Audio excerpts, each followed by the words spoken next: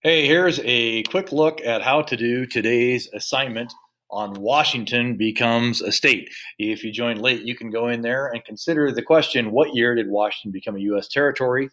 And then what year did Washington become a state? After that, you need to look at the two slide decks that I have put in the assignment. The first one we will go over in class, how Washington became a state. Let's take a look at that real quick.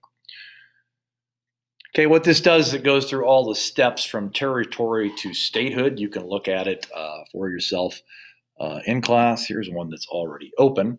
If we go back to the beginning, kind of marks off Washington as a territory, explains how territorial government is chosen, goes on to talk about how a state government is chosen basically by the voters instead of by the government, talks about the requirements for statehood, the number of people that have to be in the state, and other requirements. Any vocab words I have put a box around and put in bold.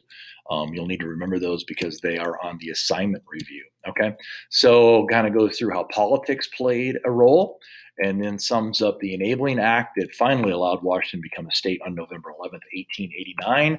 Quick discussion about our first governor, Elijah P. Ferry, is at the end. After that, there is a second slide deck that is more for information.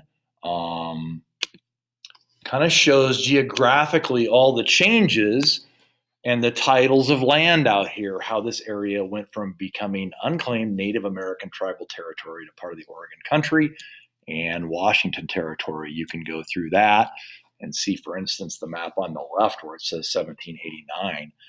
All the gray is not yet the United States, where by 1889, the entire middle part of the North American continent was the United States, with those in pink being states. There's a timeline on here that discusses all the steps from unorganized Pacific Northwest Territory to Oregon Territory to Washington Territory to Oregon State to Washington State. You can go through it for more detail. I find it to be fairly interesting if you're into geography and how things expanded. Okay. Once you have gone through both slide decks, you need to answer this 12-question reflection. It is all off the first slide deck, how Washington became a state. The answers are right in there. Okay, so go ahead and do that. Submit that, and then you are done with today's lesson. If you have any questions, you can send me an email.